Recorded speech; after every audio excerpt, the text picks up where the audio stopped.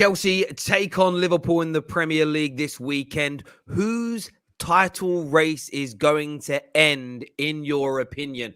I want your thoughts. I want your feelings. I want you to smash that like and share button now. We're also going to take a look at Arsenal versus Manchester City in a mammoth tie that Arsenal haven't won in the Premier League since 2015. We're also going to get your reaction to the Lukaku comments in his interview, the fallout from that, and take a look at all the Premier League fixtures coming up over the New Year period. Hit that like and share button, people. This is the Bet Victor Top 6 show. Let's go.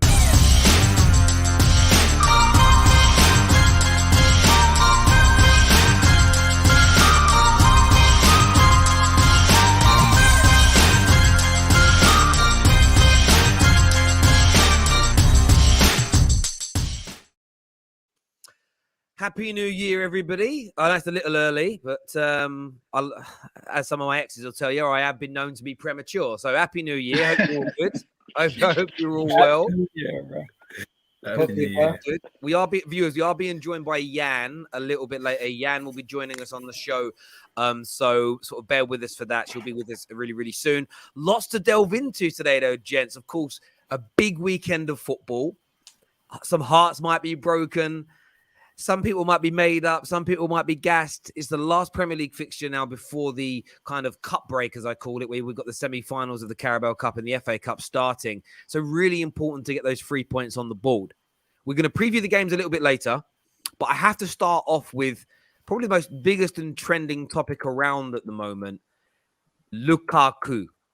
Lukaku, the comments that he's made, the sort of, and I call it the Lukaku nonsense because it's a nonsense to me how this has been allowed to happen. It really is. Some Chelsea fans still trying to pull the context card. It's not really a big problem. Others are absolutely raging at him. David, you're a Chelsea fan, so I'm coming to you first on this. 24 hours after it all kind of came out and was revealed, how are you feeling about that situation now? Didn't like him before. I don't like him still, so it doesn't really change for me. But I just think any Chelsea fan who's like, oh, what he did is okay, I just think you're stupid. Because the arguments I'm hearing are, oh, what he said is true, so it is okay.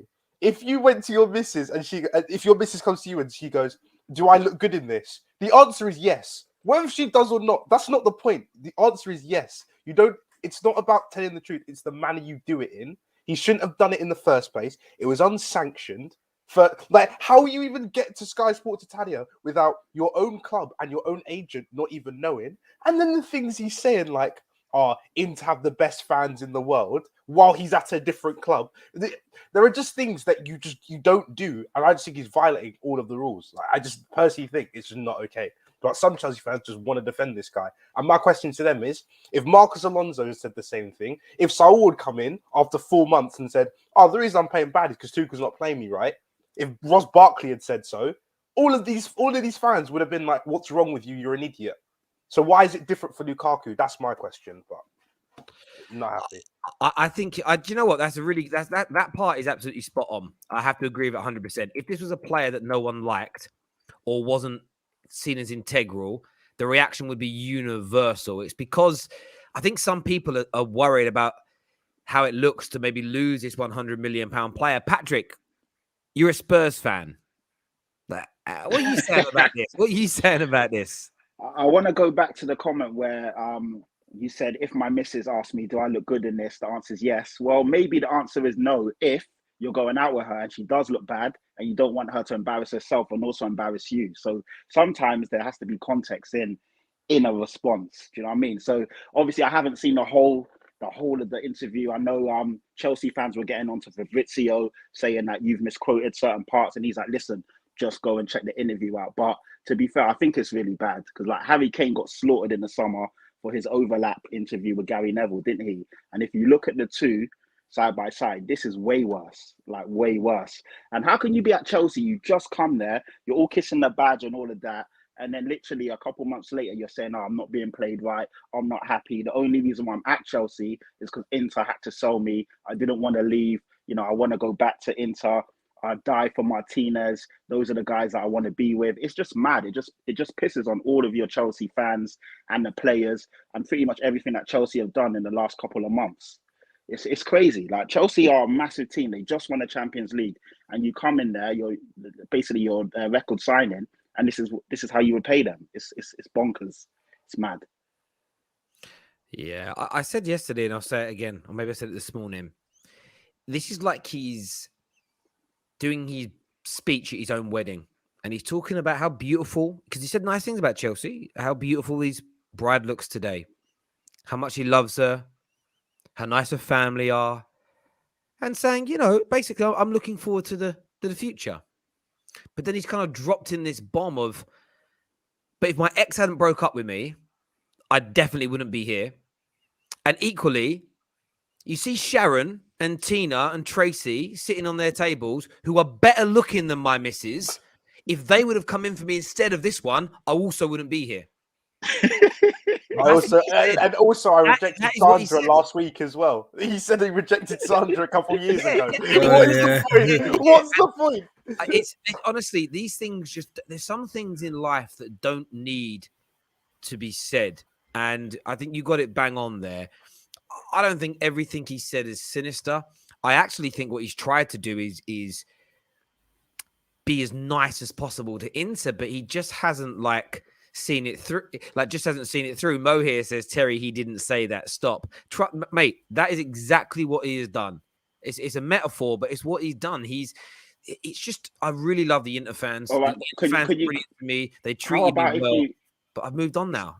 Do you know what's the funny? Do you know what the funny thing about this is? Even though he's trying to make peace with the Inter fans, the Inter fans just went up and said, "We got Edin Dzeko. He's basically the same as you. We don't need you anymore, so you can go away, mate." That's the funny bit. Inter fans ain't even moved by this. They're like, "We've moved on, G. We've moved on. It's fine. See you later, mate." That's the crazy bit. The one comment aside from going at Tuchel, which we'll touch on. Egal.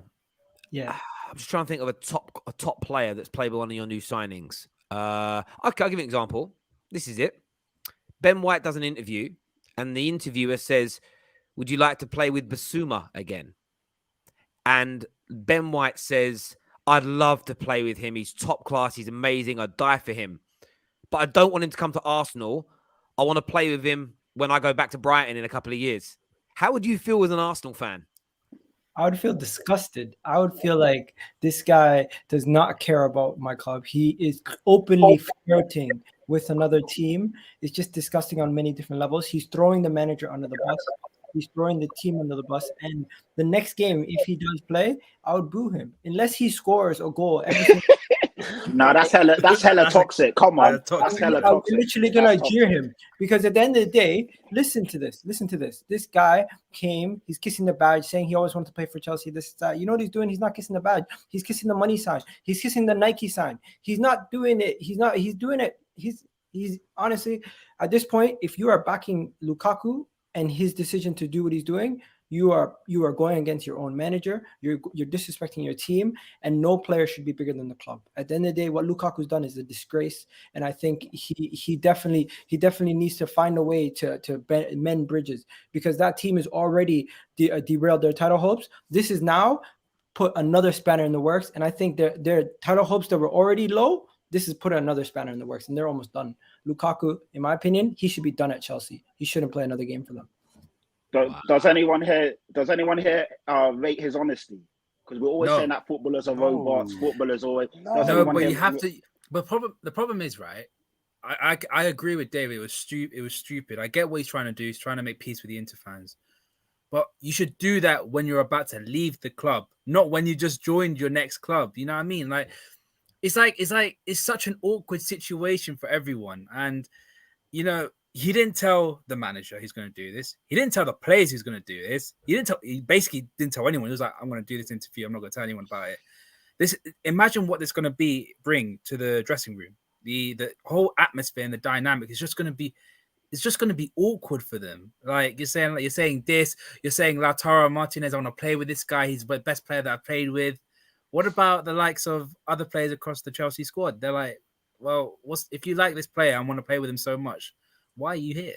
Like it's just a very, very awkward dynamic in this the thing is, it dressing doesn't room. make sense as well. There's a lot of people defending him. Look at the contradictions in what he said. He would have stayed. He wanted to stay at Inter, wanted a new deal, but still was like, but if I did leave, I wanted to go to a massive, massive club. So why are you talking about the massive clubs if Inter and Milan is where you and your family want to be? Also, in 2019, so it's only 2 years ago, he signed a 5-year deal and was the highest paid player in the history of Inter Milan, I believe. That's what an article I read today said.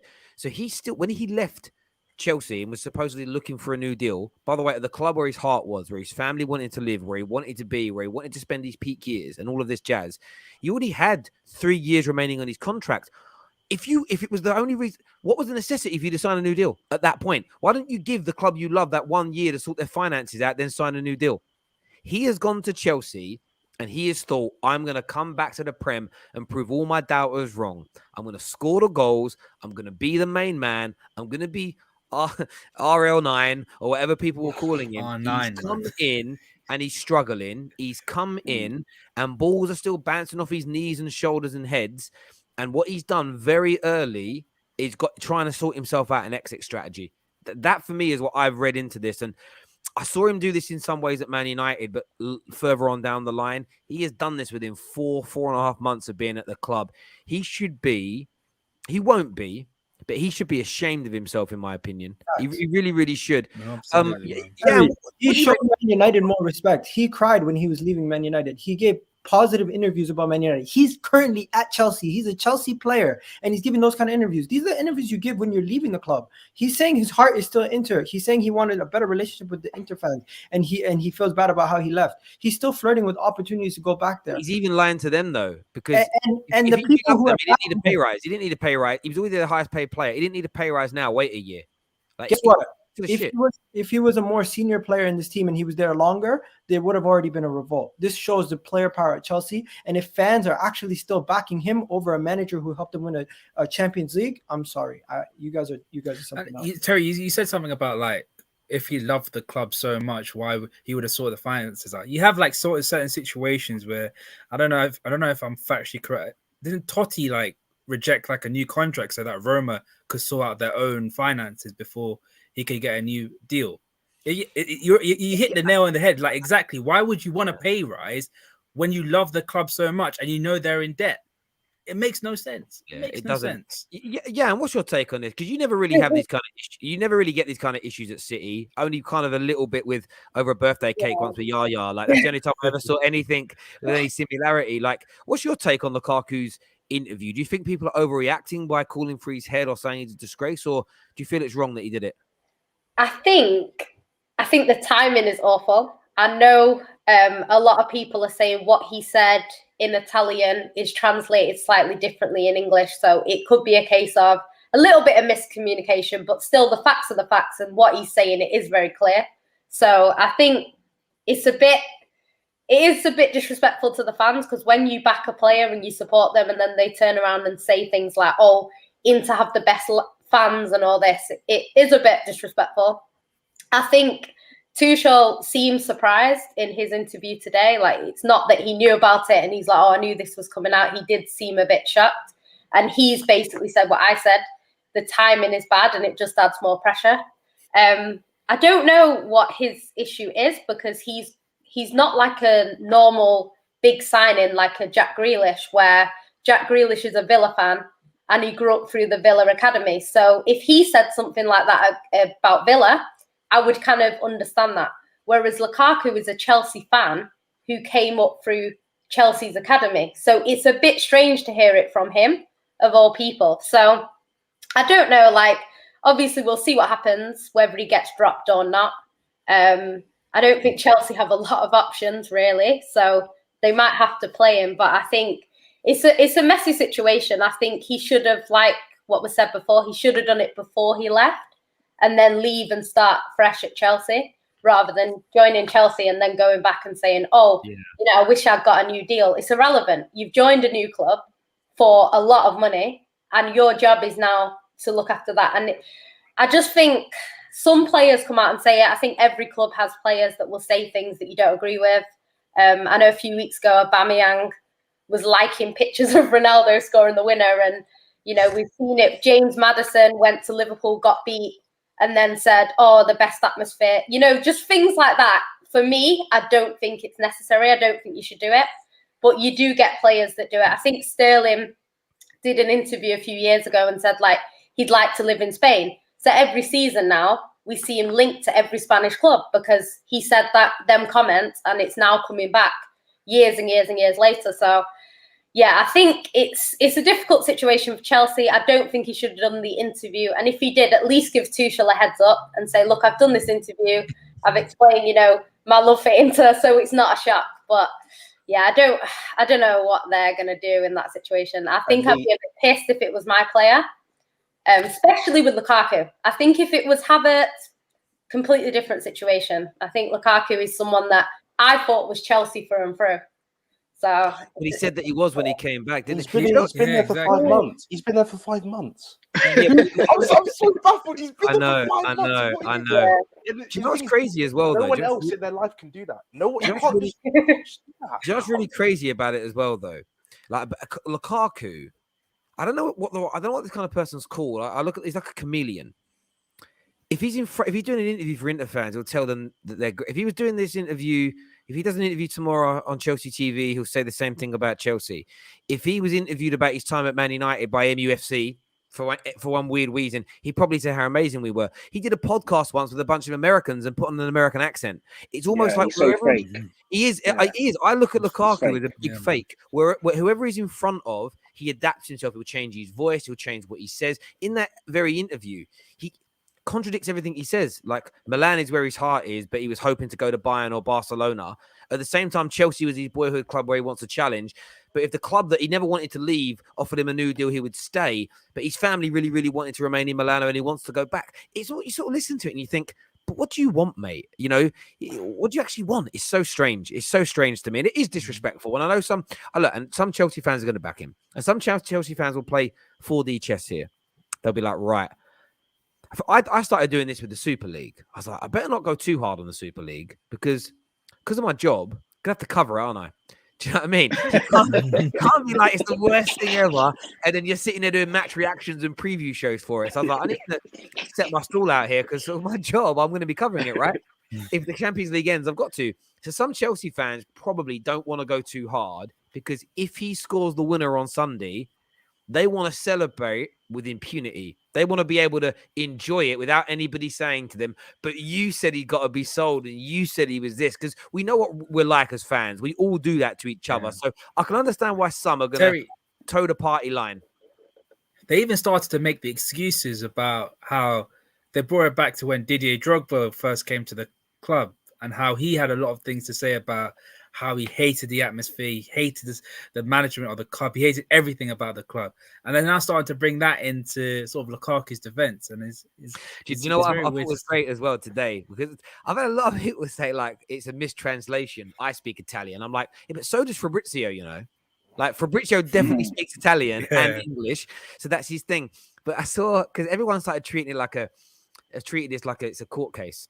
So Fabrizio today, because he responded to the bit where he said, if I got offered a new deal, would I have stayed at Milan? And then he wrote the word yes, but then in brackets wrote, like, basically said he didn't say yes, but he nodded his head twice because he said yes. Like, people did it with, he didn't actually say Tuchel changed his mind. He said he changed his mind. He went, yeah, but he's talking about Tuchel. Prime came on today and said it was like, well, where did Tuchel say that he was annoyed?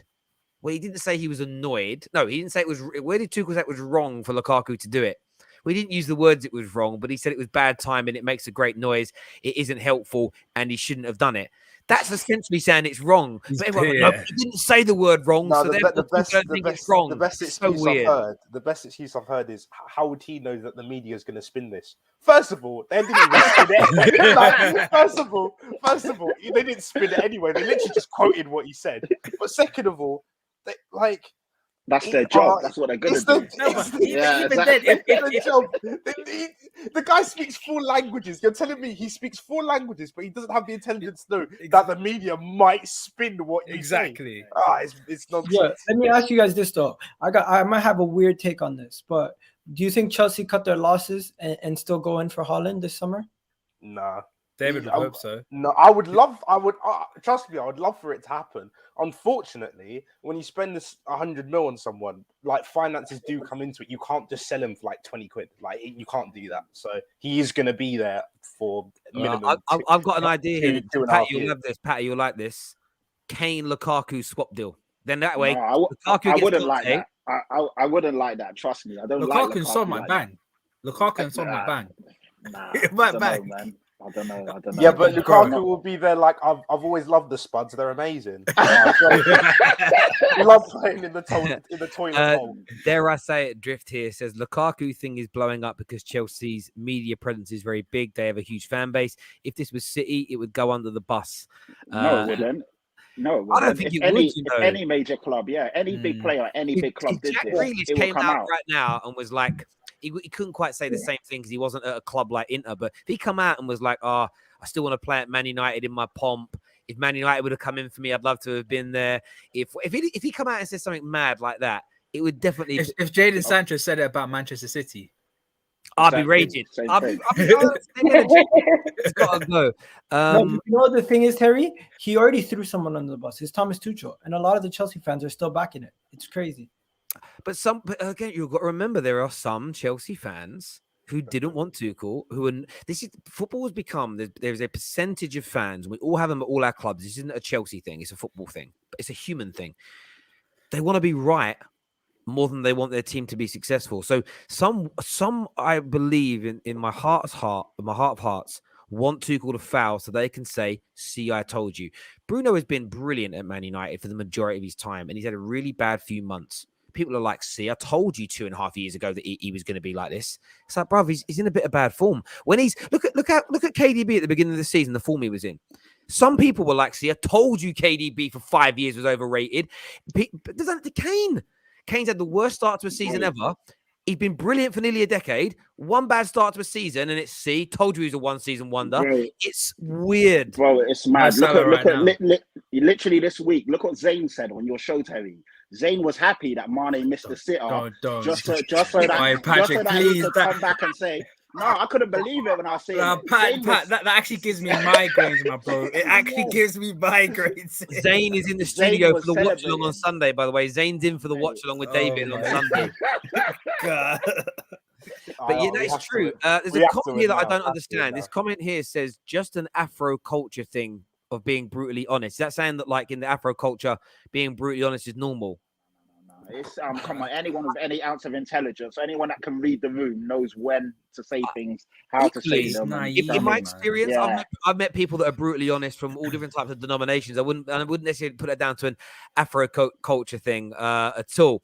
Lukaku better be on his A game this whole season, and we'll get onto that later when we preview the game that's coming up. There's a few more super chats here. Redknapp will say he was better than Lamps. Was he better than Lamps? Another quick question for you guys. Why do you think this has come out now? Because obviously this interview was done quite a while ago.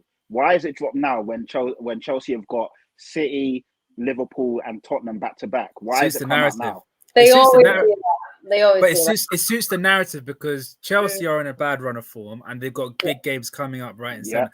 You know how they do it. They give it to the person that done it, the person that got the interview. They're like, we're waiting for the right time where we can get the most clicks out of any time, and this is the perfect time. Yeah. As simple as that. They do that ahead of Manchester derbies. Whenever there's a Manchester derby, it's Sterling wants to leave. Every year it was Aguero wanted to leave. Such and such says this. This person's done that. It always happens. Look ahead of the derby when if you beat us, you would win the league. Pogba was linked. Pogba even made it worse that week by dyeing his hair sky blue. But then he had his best ever game for Man United and scored a brace. But the media had known for 3 months that Mino Raiola had gone to Man City. They sat on it for 3 months and released it. But do you remember when Greenwood had the story come out about the balloons? Yeah. Beginning of, I think it was last season. And there was an interview, and I don't like everything he said, but sometimes Simon Jordan sometimes comes out with some perlers, and they had a journalist in there who he was arguing with, and he was saying how the journalist was saying, well, it's for in public interest for them to know that this high-profile footballer did this. And Simons just sort of was like, why are you chatting nonsense? He went, you know that you had this story for months and you sit on it for the right time. And he goes, and what we also know you do, because I was a club owner, and this is the crazy thing. Quite often the journalist will go to a club and say, look, we've got this story about your player doing something crazy. We're willing to drop the story if you give us some exclusive transfer news or some exclusive interviews that are going to be good for our readers. If the club says, yeah, okay, and they come to a deal, they scrap it, bury it, delete it, whatever. If the club says, no, we're not prepared to do it, they go, fine, we'll release a story then. So for anyone to do an interview with the media, the clubs also train the players on this. They get trained on this from a very young age, who to talk to, what not to do. It's why you don't see footballers ever do the kind of media boxers do on socials where they just say whatever they want, because they're just trained and told not to. So Lukaku is responsible for all of this, because for him to go into this completely blind, not get anybody involved, it's created this storm. So even if half of what he said has been taken out of context and slightly twisted, he is still responsible because he put himself in this situation. And I understand why some people want to defend him for various reasons, but calamity, really. We've got some super chats. Then we're going to move on to the previews. Lukaku is a I think he means windbag. He said windbag, but windbag. Who does he think he is? Bench him or boot him out for punishment? Send him to Barcelona. Lol, Messi lover. Lukaku is overrated. Who would pay 100 million for him is what Stu's got to say. Lukaku blamed him being overweight on United and exposed the club's training data on Twitter, exposing his teammates just to say I'm fat. But so are these guys. And again, remember he did that. I forget he did that. He shared the running stats and things like that. So he has got form for doing very, very similar things. Ladies and gentlemen, up next, we can still talk Lukaku. Keep your super chats coming, but we're previewing Arsenal versus Man City in the English Premier League. Make sure those like buttons are being smashed. Big, big weekend of football ahead. Let's go.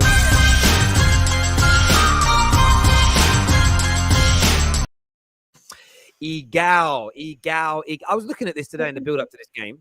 Yeah. I was legitimately shocked. It was in the Premier League. So forget you've beaten Man City in 2017 and 2020 in the FA Cup twice. You haven't beaten them in the league since the 21st of December 2015. Santi Cazorla, yeah. Crazy. How are you feeling about this weekend's game ahead? Can you see a positive result for Arsenal, my brother? Okay, let me start by saying this. I don't know how the game's going to go when it comes to City because Rodri's out. Rodri being out might change something slightly to our favor because Rodri is a big part of their midfield, and Fernandinho playing 90 minutes the game before, that will benefit us slightly. I'm not saying we're going to win now. I see you guys shaking your head, but before you shake at least listen to what I'm saying. We can do banter. If you want to do banter, we can do banter. But let's be serious for a second, right? Rodri being out does benefit us. It does benefit us having one of the best midfielders, one of the best DMs in the league out this season. But Fernandinho at his age, maybe we can peck at him and try to get the ball off him and win that ball high up the pitch and do something. But realistically, even at home, City are going to control the game. They're going to dominate possession. We just need to find a way to counterattack them and make them make mistakes to help us win the game. I don't think we're going to win it. I generally do think it's going to be either a draw or a tight game, but I don't see it being the trouncing that we always get. And I don't think it's going to be the same situation as it's been the past couple of years. At least I'm hopeful about that. And also Cancelo being out because of the crazy situation in his house benefits us, but I hope he's okay and I hope nothing bad happens to him. That's very terrible to hear. Jan, we're going to go to rivals in a minute on this. Yes, Cancelo's situation's awful. Yeah. Rodri's out. But I know you never overly big up like your club, but it's 6-7 years since you've lost to Arsenal in the league. Yeah. You all must feel supremely confident about this game. Do you know what it is with City? Like, I don't like to over big up my team just because I've been a City fan a long time, so I'm not really used to it. But City at the moment are on some crazy form. Like, they just seem to be winning games, even when it's like the Brentford game wasn't as one-sided as some of our other games. And, they just continue to win, even when you think, oh, they're going to struggle this game. They seem to do well. So I think in the form that City are in, I think you would expect City to win that game. However, there are obviously some concerns for me as a City fan. So like Egal said, Rodri, I think, behind Bernardo Silva, has been our best player this season. He has been unreal. Do you know what I mean? He's just been brilliant. He's been everywhere. He's been blocking everything. I read a stat the other day that said, with Rodri, there's only been 2 counterattacks against us the whole season. Whereas without him, it's something like 16. There's a big difference between when he plays and when he doesn't. Fernandinho is my favourite player, as everyone knows.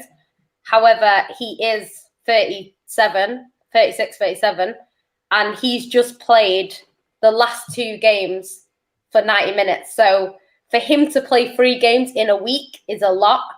So I do think we are at a little bit of a disadvantage in the midfield, just in that DM spot. And obviously without Cancelo is our best fullback. Apparently Walker's back, so that doesn't worry me too much because Walker is key in them sort of games as well.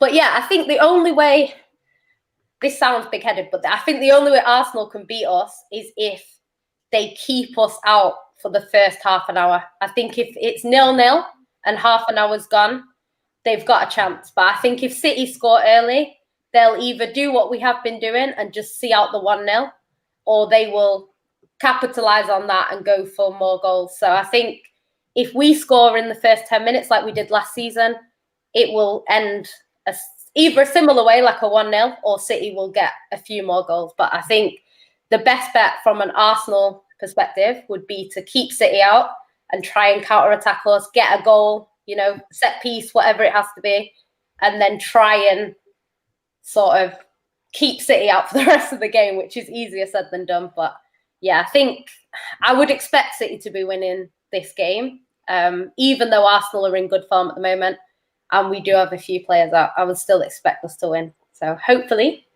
we do that. I hear you on that. What are you saying, Patty? Like, I know everybody looks at this as a foregone conclusion. Is that right, Patrick? Yeah, I think so. Like, when I was shaking my head when the guy was speaking, I saw someone in the comments say, "Why am I shaking my head?"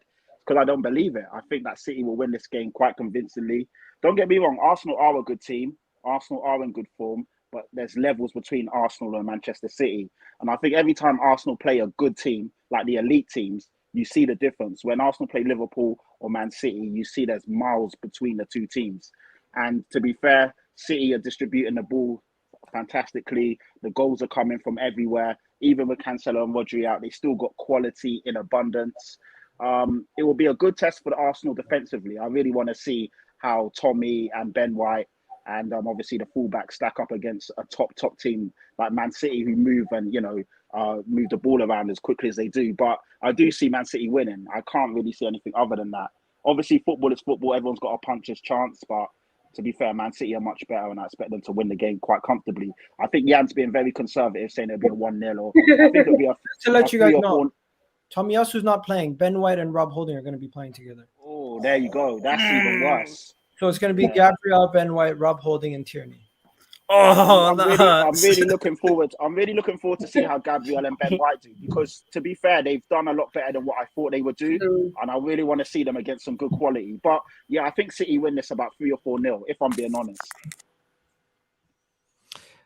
Do you know what? It's an interesting one for me. I think there's going to be a shock result in this game. Yes, Terry. Oh, wow, yeah, I do. It's one of those.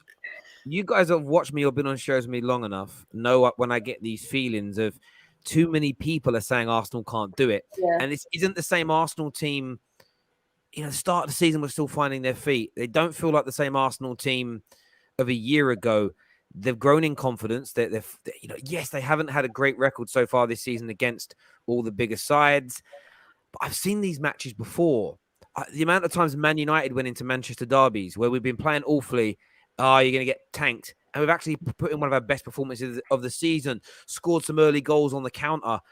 I just get this sense and feeling that Arsenal. I'm not even saying Arsenal will win, but I think Arsenal might be able to get a good draw out of this, a solid performance. I don't see them getting ripped apart either. I think Arsenal are going to put in a game that's going to shock people. I think everybody's kind of 3-4. They're going to get battered in the same way everybody said. I had the same feeling last week. Every single Liverpool fan that I saw or watched their shows that was predicting the game against Leicester, 3-4-5, batter them. It was almost no care when they were predicting their result against Spurs. 3-4, easy, no problem. And whenever I see too many groups of people completely write off the opponent in Premier League football, a shock result happens. And I think this could be the shock. I want it to be the shock result of the weekend because I've got a lot of reasons why. Equally, that might mean that Man United won't have a shock result at Wolves and we'll win. So I've got I'm trying. But I think Arsenal could do I think Arsenal might nick a point. Terry, I think equally a 5-0 loss to Arsenal at home in the current form that we're in right now, or a 3-0 loss, is as shocking as us winning.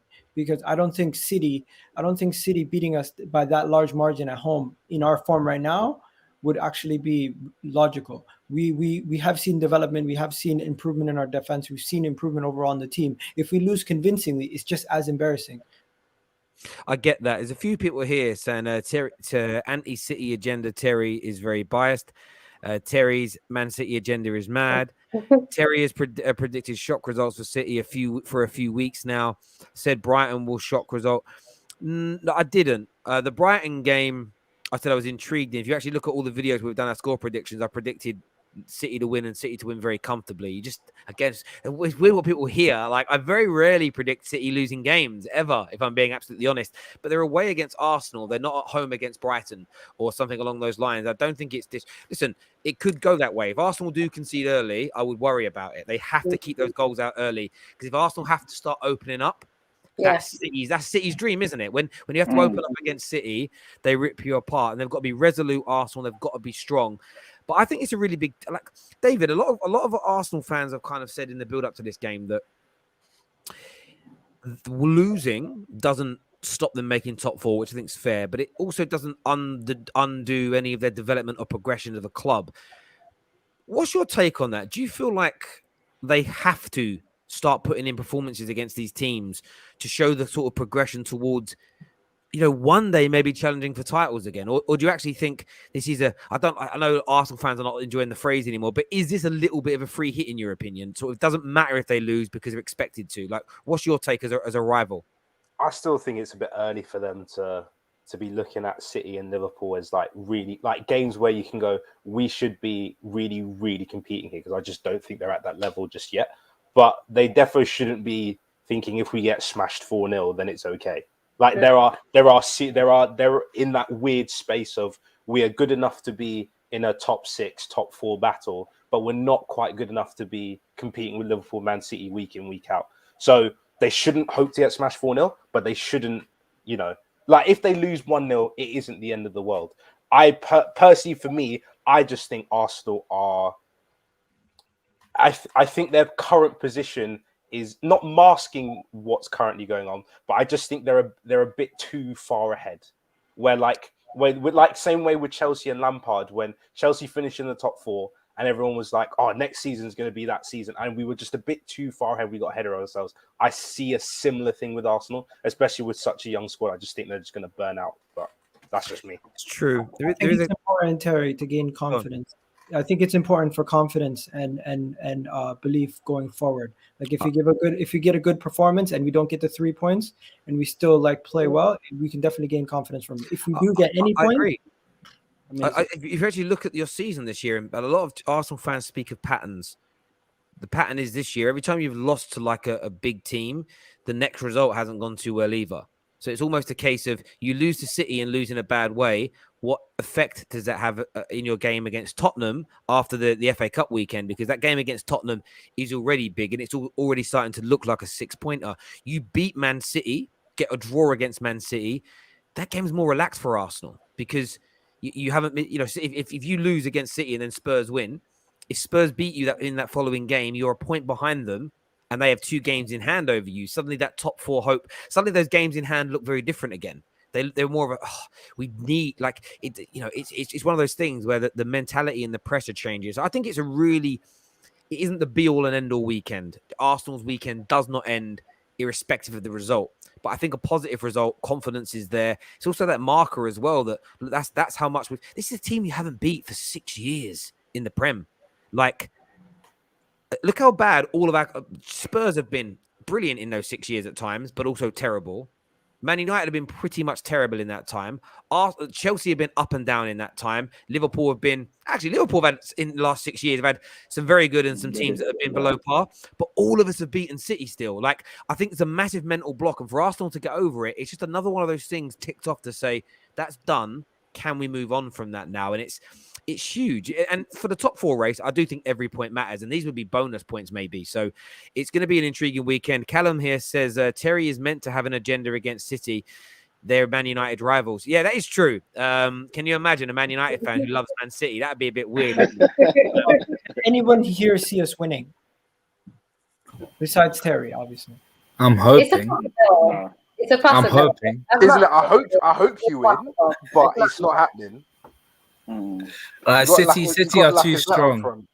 Yeah, I think City are just too strong. Do you know what I would say? I think at this time of year, City tend to do really, really well. I think if you were playing us in April, it might be a different story. I think this time of year, City are they just get their heads down and they get through it. I don't know, because obviously every game is individual. That's why, even though I obviously City are my team and I know how excellent we are.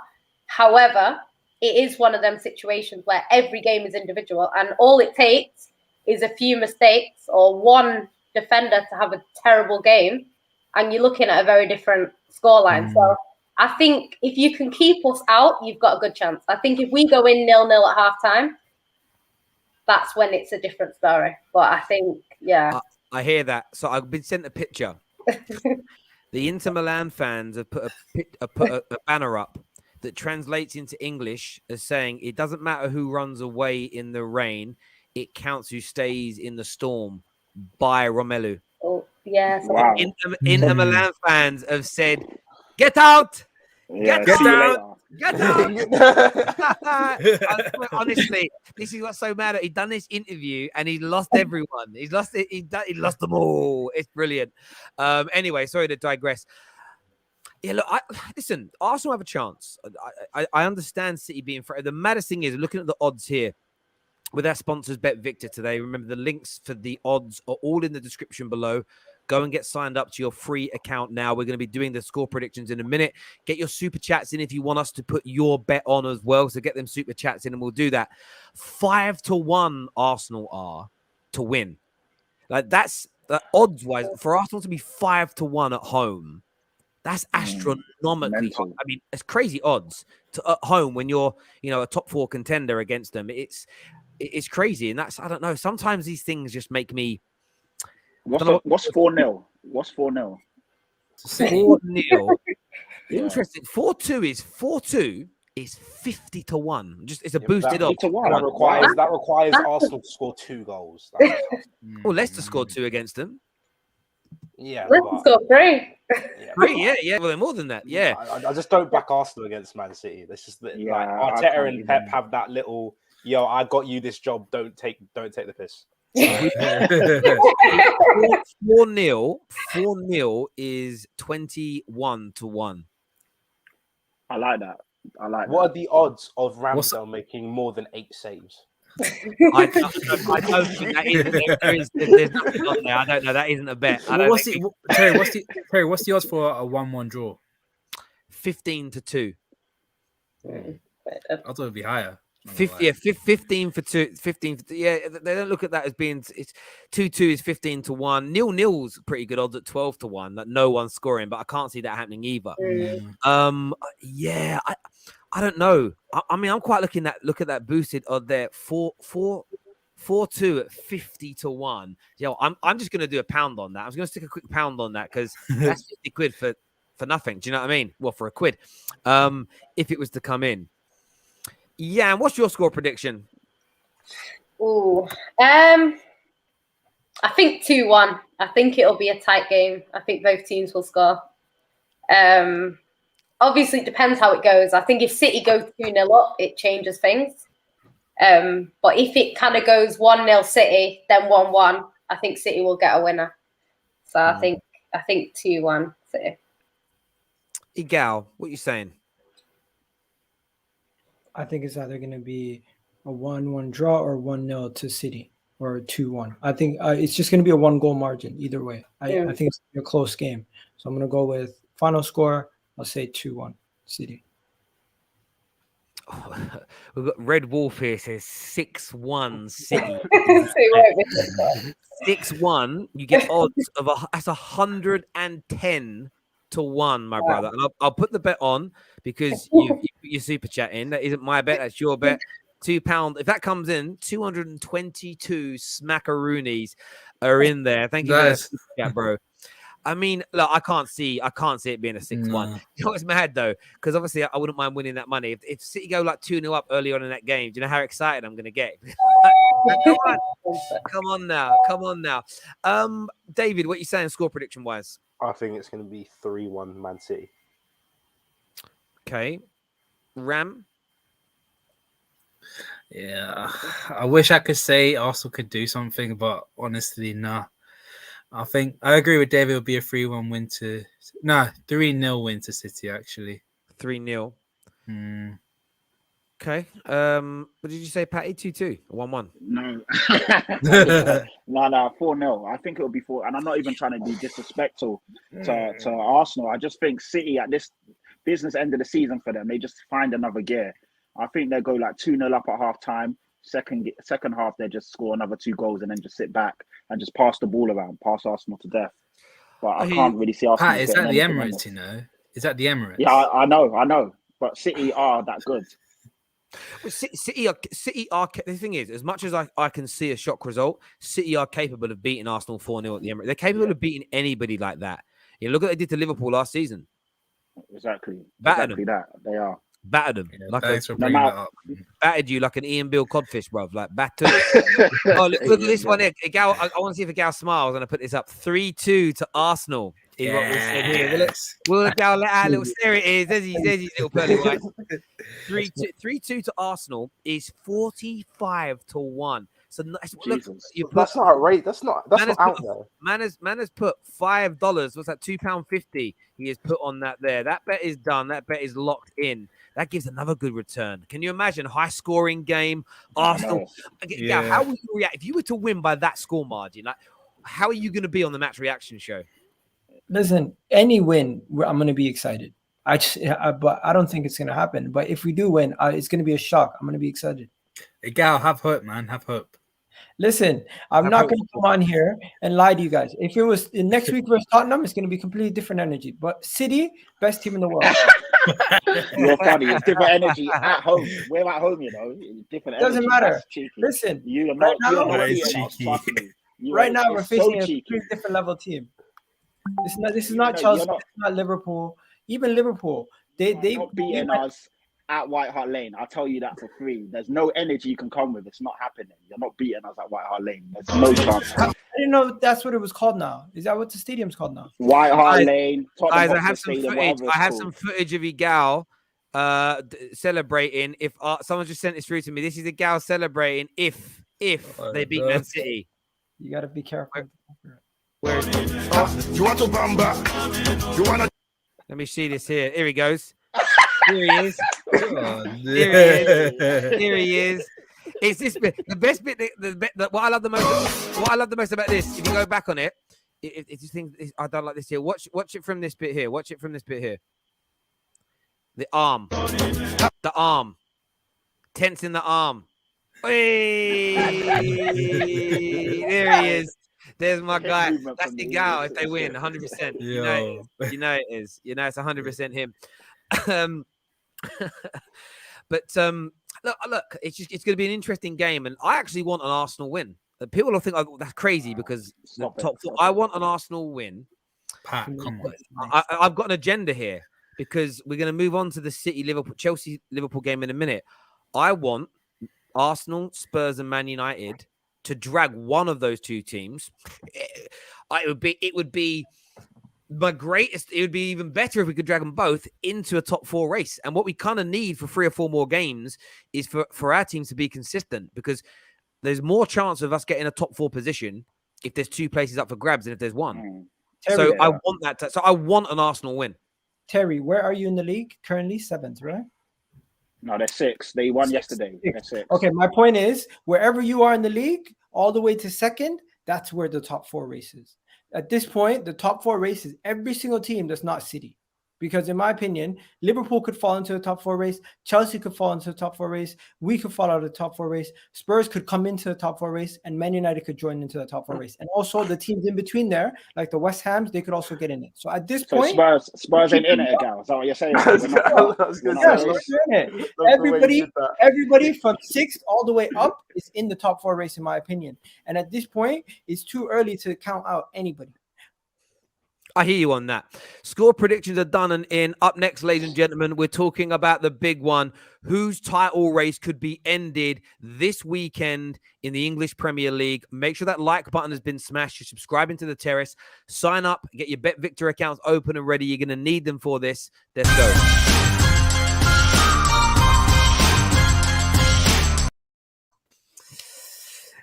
Chelsea, Liverpool. Who knew that this game would be to save your title race hopes, to stop yourselves from going 11 to 12 points behind Manchester City, respectively? A draw is an awful result for both teams, especially if Man City do beat Arsenal tomorrow afternoon. It's going to make it a high pressure game. You've got the Lukaku situation. Liverpool today have confirmed 3 more players are out due to CV. And you know, there's lots of sort of side stories. Both teams not in great form. For me, that just spells blockbuster. Blockbuster, blockbuster, blockbuster, blockbuster, blockbuster. I can't wait for it. It's going to be mad. I want to go to David first because you're home. How are you feeling ahead of this game, brother? How are you feeling? This is just one of those games where pretty much I would argue that the game says that Liverpool should win. I'm not gonna lie. We are in a really bad state of form.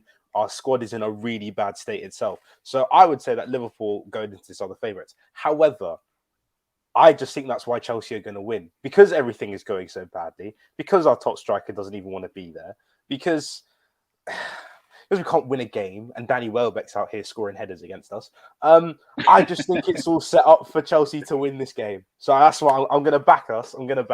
I really hope Havertz and Werner are back, because I just think they are really important to our team. Whether people want to admit it or not, they are really important. We need them back. But yeah, it's going to be a tough game. Reece James out, Chilwell out, no fullbacks. I think could I see a change in system? It's not out of the question. We might have to go back to a back 4, because we literally just don't have the players to even play a back 5 right now. So it's going to be very interesting. How about yourself, Ram? I mean, 2 very disappointing results on the bounce to teams that you expected to beat and beat comfortably. Chelsea are not in the best of form, but it is at Stamford Bridge. You've confirmed today 3 more players will be out. Thiago, I believe, is also out. Alisson could be out. They've been told 3 players have been confirmed they've tested positive. And then there's 3 players that weren't in training. So people are kind of putting 2 and 2 together here. And hopefully, not hopefully, but that's what they think Ford's going to come out as. How are you feeling ahead of this game, which is critical? Because if you go 12 points behind City, surely none of you are then going to believe you can win the league. Yeah, absolutely. I think it's a make or break game for the whole season. Especially if City beat Arsenal, which they most likely will do. Before today, I was pretty confident. I was thinking, yeah, Thiago will be back. We're going to get a midfielder magician back in the team. Then Jurgen Klopp puts it to us that we got 3 players that have COVID and Thiago is not fit enough to play. And I was like, damn, I'm a little bit scared now, because everyone's been saying they've been playing a little bit of guess who of who's got COVID. It looks like Alisson's got COVID, and I'm like, I like Kvin. We call it CV on here so that the algorithm can't detect that we're talking about it. It's called CV, but yeah, continue. Oh, CV. Sorry, yeah. CV. I like Kvin. Kvin's great, but he's nowhere near Alisson's level. So I'm a little bit worried, especially with someone like a Lukaku, Mason Mount. or even Christian Pulisic to an extent, they're gonna be firing shots at Kevin, and like I'm not ready for that. I really aren't. And also I've been hearing that people have been speculating that Salah might got COVID as well, which I don't even know about. CV. CV. It's called Sorry, CV. CV. Sorry, CV. But look, I still expect us to win this game. Chelsea's got injuries. We've got players that are ill, but I still expect us to beat them. It might be a very, very close game, but it'll probably be like a 2-1 win. But I really think it's going to be a draw. It's a draw. I think it's a draw for sure. I think both our title races are gone. Both our title races are gone on Sunday. Bro, don't bottle it, bro. Look at it. Look at this. This is Bottle what? I've been given information. No, it's not even about you. It's about Chelsea. This is a Chelsea team who got dominated at home by Brighton. The champions of Europe dominated at home by Brighton. And then Brighton they actually got a set piece goal, and Brighton got a beautifully constructed header from Danny Welbeck. It was a Cosa Inshallah, bro. Let's continue. My point is, if Man City can come to their house and dominate them, if Brighton can come to the house and have more possession than them and make their midfield look non-existent, I think Liverpool have what it takes to dominate these guys away. Don't forget what we did to them when it was 11 versus 11. Don't forget that. No. But what about when City came to your house and they gave you guys? Yeah, but we're not playing City, are we? Are we playing City? Did we not beat City 3 times before they beat us the last time? No. I'm not even talking about 3 times before that. I'm talking about this season. You guys have not looked good against City. You've not looked good against Liverpool. Yes, we did look good against Liverpool. We did look good against Liverpool. Half an hour. We did look good against Liverpool. Half an hour. Down to 10 men. Half an hour. Down to 10 men. You defended resolute. But guess what? This Chelsea team. Oh no, were we not supposed to? You're missing the point, my friend. We were down 10 men. We had the best chance the whole game. Your defense has never been the issue. It's always been when you go up against these other teams and you concede the midfield battle and you try to get them on the counter. And if you cannot do that, you're not going to win. And at home, you're going to be pressured into doing more, especially after the controversy with Lukaku. This game is all in the favor of Liverpool, in my opinion. The only thing that benefits that's why Chelsea may win. That's why, because everything's against Chelsea. That's why everything is against Chelsea. So the narrative will be Chelsea's going to win. I've read the script, bro. The script has always been written. Chelsea's gonna win. You're still in the title charge. You're still in the title. He tried it. But it's not genuine. It's not genuine. That's the thing. It's not genuine. You can't revert. It has to be genuine from the heart. I know you're lying. I know you think Liverpool can win. Okay, Chelsea's still in the title charge. It's all part of the master plan. In fairness, though, Igal, I agree with you. I think Liverpool should be winning this game. Yeah. Yes, both teams have got an abundance of. I'm just looking at here: Thiago Silva, Ben Chilwell, Reece James, Havertz, Werner, Loftus-Cheek. There may be some more on top of that. In fairness, what I'm reading again, you've got the 3 new people today, but Liverpool's, Origi, Minamino, Thiago, Adrian, Harvey Elliott, we know is out. Nate Phillips, but he weren't going to play anyway. Robertson obviously suspended. There's a lot of pressure on both. I still think Liverpool, though, have been playing the better football in the last. So Liverpool's results ain't been great, but they've been playing the better football. I think it's even more must-win in some respects for Liverpool because Liverpool fancy themselves a better team than Chelsea. Liverpool, it's only 2 or 3 weeks ago when people like yourself, Ram, and many Liverpool fans came on here, Dom, Hussein, everybody. And it was you guys, as in rivals, said our squad was thin and weak. Look how we've handled injuries and rotation. I told you our squad was thick and strong. You guys have all been, you especially Ram, praised how strong your squad was.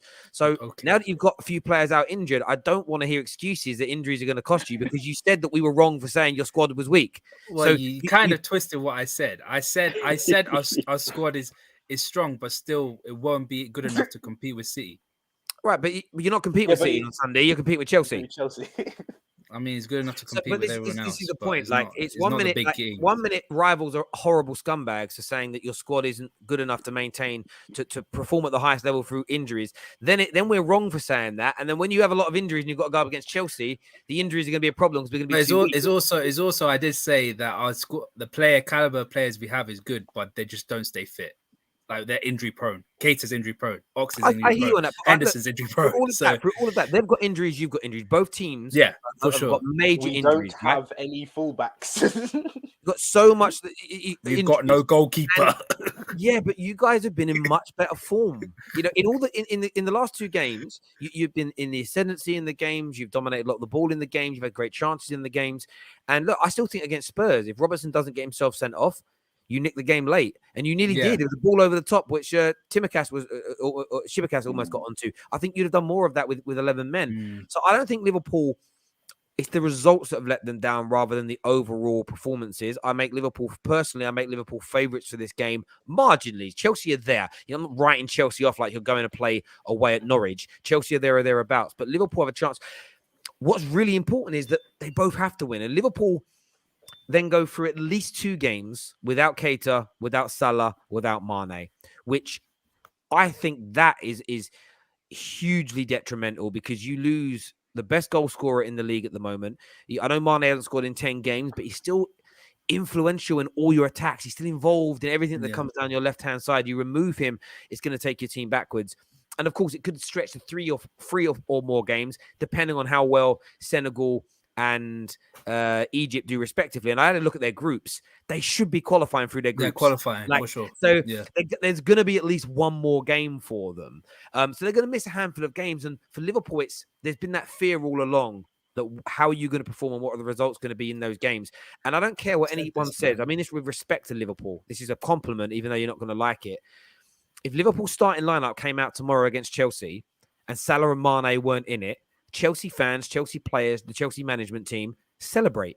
Yeah. Because you're not as dangerous without them, and you don't have. And with Origi out injured and Minamino out injured, who's going in your attack?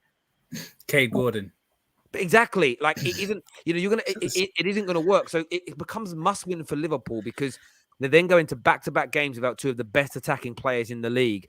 And to be honest, as a neutral watching, this is just one of the most. It's just an amazing game to watch because I feel like one of your seasons because your season, Chelsea and Liverpool this season, it's win the league or challenge for the league or bust in the Prem. Like being in the top 4 is a prerequisite of where you're meant to be. One of your seasons could be over by 6:30 on Sunday, and I'm so looking forward as a football. It could be both of us as well, Terry. And both, if you draw, that's even worse. If you draw, it's even worse. You were both done.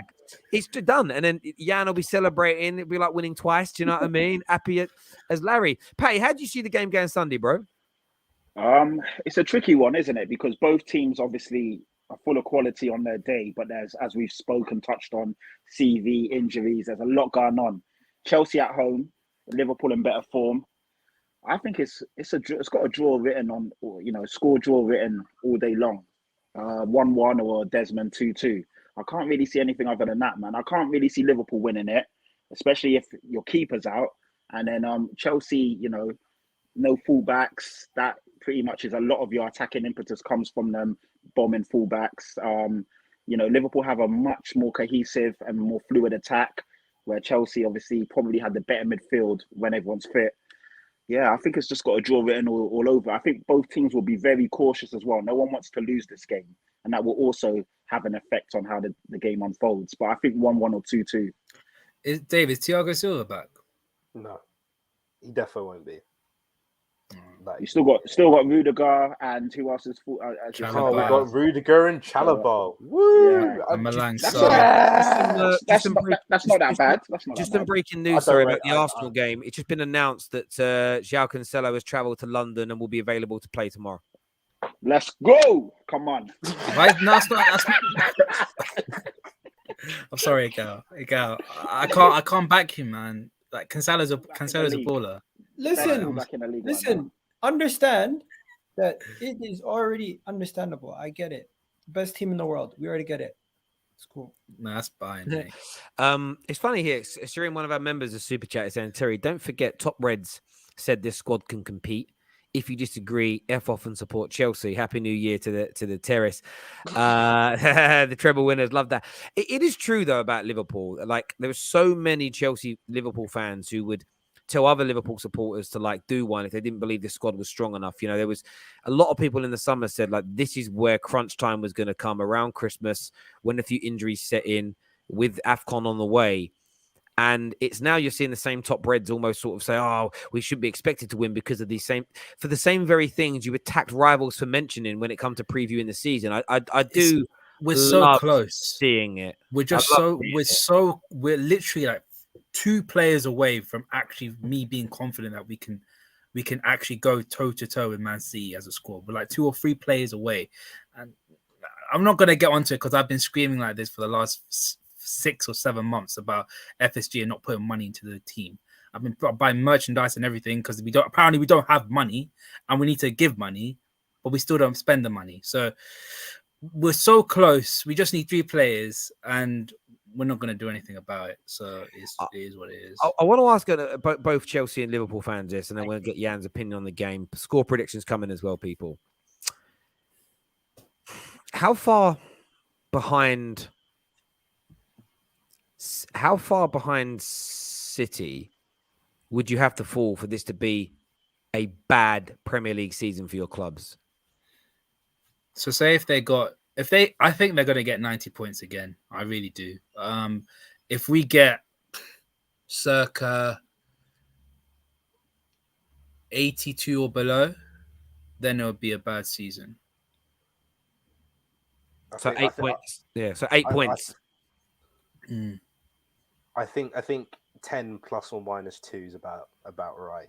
It depends because if City go and win 15 games in a row, I don't expect my team to do that. To be honest, like if they do that, I don't expect them to. If they get like 99 or 101 points, then anything below 82 or 83 is. I mean, you finished 20 odd points. If you finish 20 odd points behind Man City, that has to be because and the reason I look at it is this way: at the start of the season, if a Spurs fan said to Liverpool and Chelsea fans, City will finish 20 points in front of you, I think you all would have rejected that. Yeah. So I think if it's that far away, by the way, just because I know someone's going to say it, Man United season's already disappointed and ruined. So my club's already done that. We're there. Like we don't need to talk about it again. We sacked our manager because of how bad our season was, right? So we know. I just think that's something now that Chelsea and Liverpool have got to guard against. Even if they feel like they can't win the league, you've got to try and close that gap because there's still pride at stake here. It still matters. You suddenly start falling again. I also think if you end up falling that far behind City, you could also then get subsequently dragged into a top 4 race, which you're going to want to avoid. From your point of view, Jan, like obviously I assume you want to draw in this. Actually, Jan, back. You might want to draw in this game. How do you see the game going at the weekend? It's difficult because I would have said Liverpool would have won just based off prior to the Alisson and stuff news. I would have said Liverpool because Chelsea going forward don't look that strong. I know they scored 3 against Villa, but I don't think they look that strong going forward. So I would have said Liverpool, but I think based on the fact that it is at Stamford Bridge and with the Alisson injury and just the situation, even with Lukaku, it can either go one way or the other. It's either the players are going to perform, for the fans, or the fans are going to be on Lukaku's case if he plays, and it could go badly. But I can see a draw. I think it'll be 2-2. That'll be my prediction. But I think Liverpool have been the better team. So if Salah turns up, because Salah's not scored in a few games, if Salah does a Salah, then Liverpool should be winning that game. But I think that someone made a point about them both being cautious, because I think the problem is they both know if they lose, they could be out of the title race. So I think it is going to be one of them games where no one wants to open up too much. So I think it could be a close game, and I think probably 2-2 if I had to predict. You talk about Salah. I think, in my opinion, our most important player is going to be Jota that day. Jota is going to be our most important player because if he gets a sniff in that 6-yard box, we have to hope that he puts in the back of the net. Like, I think Salah and Mane are amazing. We all know that they are, but Jota is going to be that key guy for our front line. They've got if Salah does Salah, I've got if Pulisic does Pulisic. So it's just not happening. To be honest, the one thing though, I would say right on current form, I might have to say we attack Van Dijk, you know, because Matip's. Personally, from what I've seen, I think Matip's been playing a bit better than him recently. I think Van Dijk may have a mistake in him just because he's still coming back from that ACL. I don't care what anyone tells me. I know that injury is like serious, and even if when you're back, you're still not fully back. It might have to be one of those days where we go down that side and also Tsimikas is on that side as well.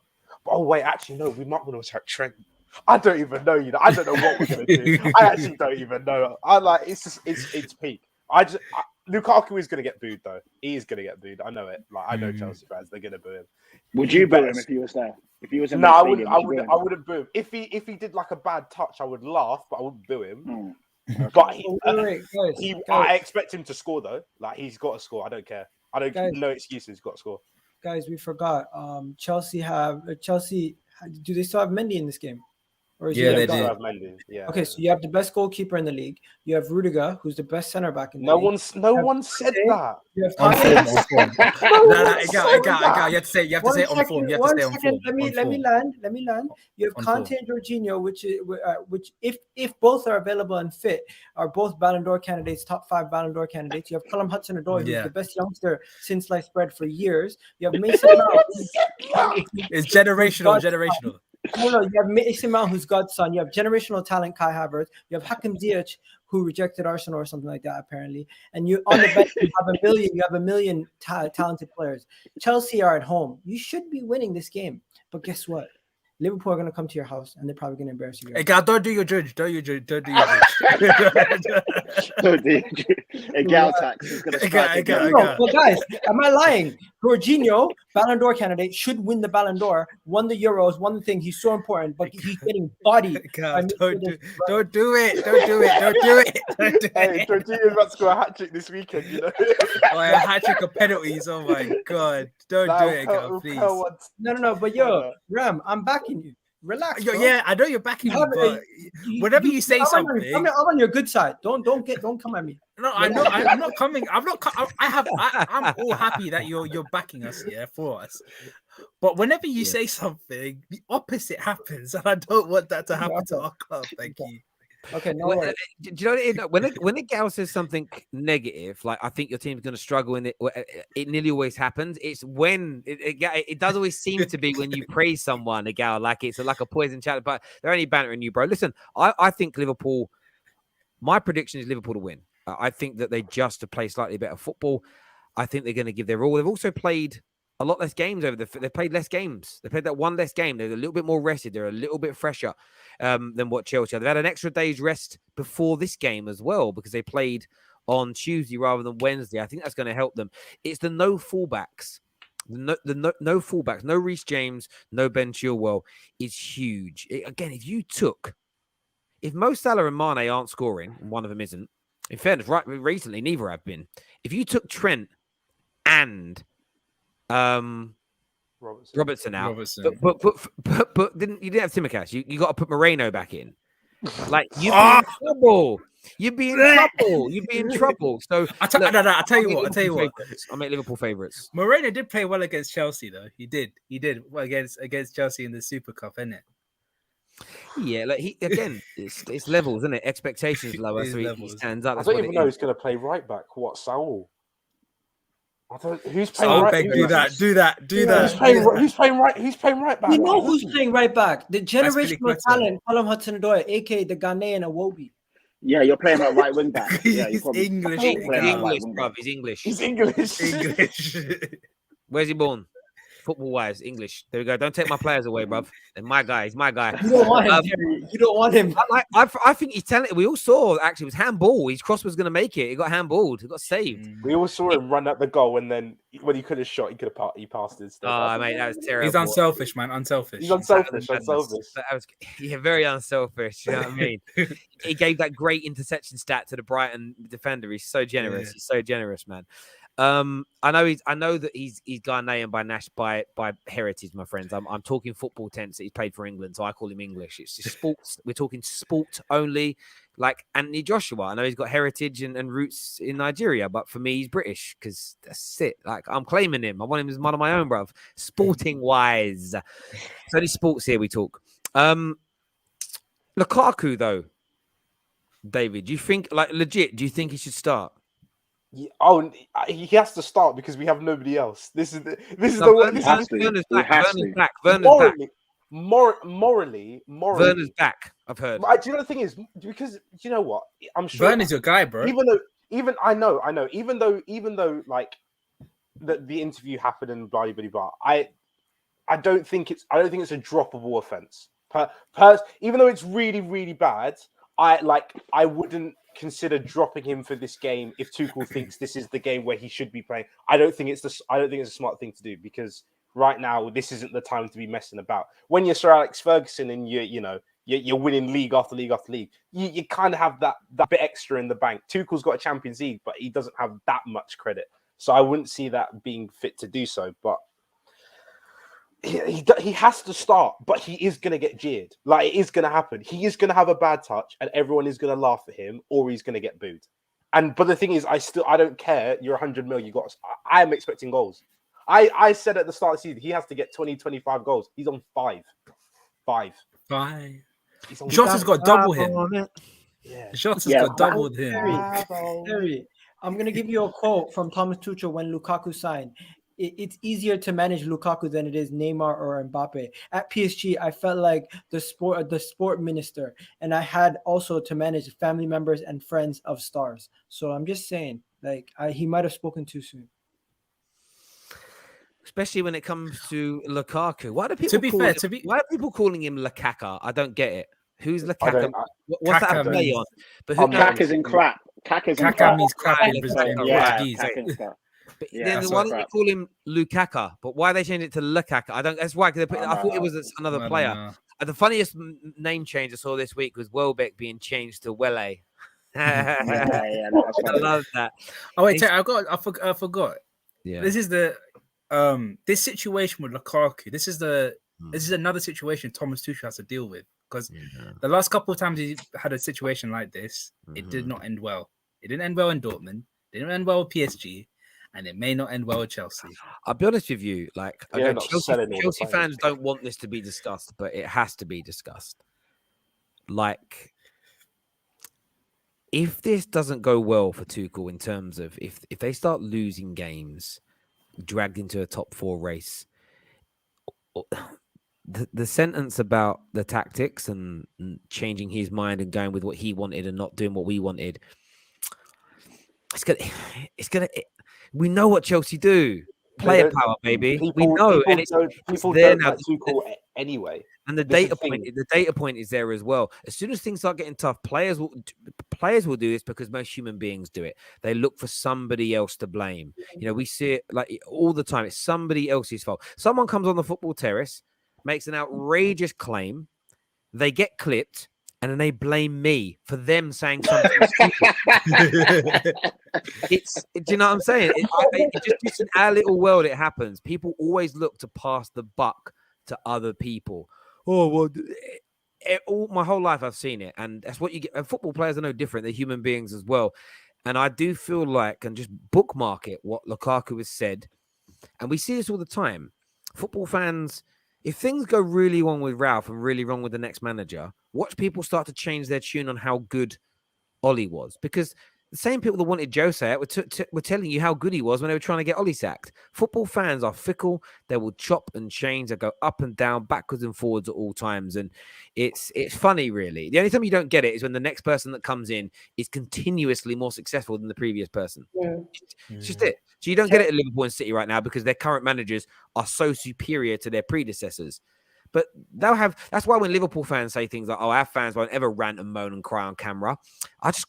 If it goes wrong after Klopp, I guarantee you turn into AFTV. Yeah. It's happening. It's coming because you're human beings like the rest of us, and we're all the same, really.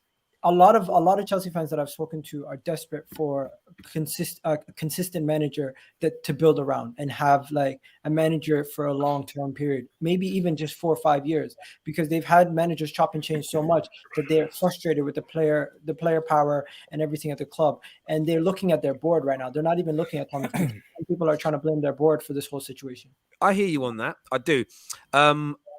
I want to talk about something Jamie Carragher said today. I just want to get opinions on it in a few moments. We had a super chat I missed earlier. A few here that I missed earlier, actually. First one says, Terry just wants Liverpool fans to admit their squad is weak and Trent is at fault for all the goals they concede.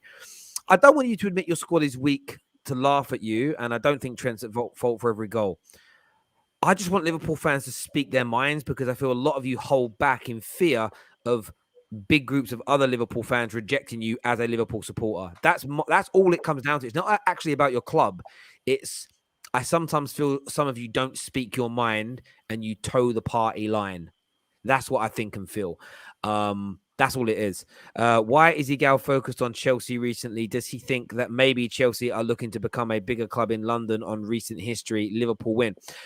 That's for you, Igal, to answer. I can't answer that. It's to you, innit? You guys are obsessed with us. Oh, Cool. oh,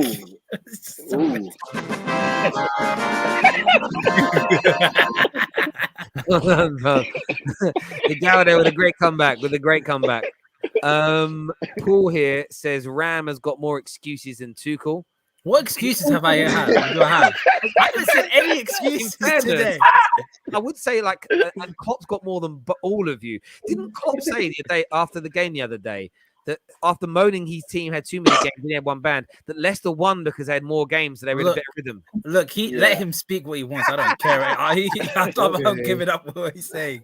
He just speaks in riddles. I give up on him. Honestly, whenever I hear Klopp moaning now, this is all I hear. That's all I hear is baby crying. That's it the whole time. The guy is just a big baby at times, but it's because he's a winner, I've been told. Right, score predictions, people. Score predictions for this game. What are you going with, Igal? Chelsea versus Liverpool. Okay, I'm gonna go. I'm gonna give the fair but boring answer. 2-1 Liverpool. Okay. Pay 2-2. Yan. Yeah, I think 2-2 as well. Pretty decent. Viewers, remember, you get anything you want me to put on for you, stick your super chats in and we'll get that done. The links for you to put your bets on are in the links below and pinned to the live comment section as well. Brendan Rodgers returning to Chelsea. No, it's not going to happen, is it? Igal trying to mock Chelsea players when Mason Mount alone, crucial in the Champions League, has a bigger club legacy than every single player. One of your players at your club is what's being said there. Interesting when they're always the one comparing our players to Mason Mount. What? I'm confused. I don't get what you mean by that. No, if he's clear, Okay. why do they compare their players to our players? It makes no sense. No, I think what they're saying is their players are superior. No, he's trying to compare Mason Mount to Arsenal, the whole club. That's what he was trying to do. He's saying that Mason Mount's legacy through winning the Champions League gives him a bigger football legacy than any of your current players.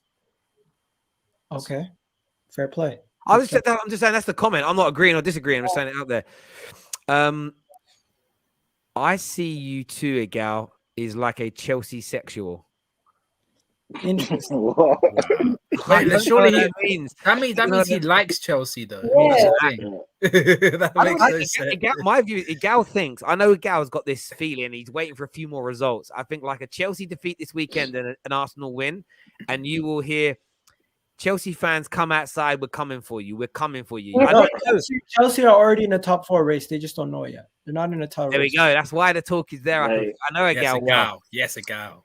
Right, let's have a little look at some of these score predictions here. We'll get them up on the screen. Right, correct scores. Who went with 2-1 to Liverpool? Igal did. Igal. That's not bad. It's 17-2. I quite like that. That wouldn't surprise me. 2-1 wouldn't surprise me at all. 2-1 Liverpool is a pretty good bet, you know. Yeah, that is a good bet. What did you say, Ram? I said it's 1-1. 1-1 is 6-1. What has the lowest odds, Terry? Oh, I don't know. 1-1. 1-1, actually. 1-1, Yeah, yeah, 1-1. 1-1 is the most likely to happen, they think. Okay. Interesting. Yeah. So that's an intriguing one. Okay, I'll stick a 1-1 on. I'll stick a little £2.50 on 1-1 because that bet's there. But I like Igal's at 2-1 as well. I like Igal's at 2-1. I think that's a pretty good bet. I'm going to stick another £2.50. I'll tell you what, 3-1 might be decent.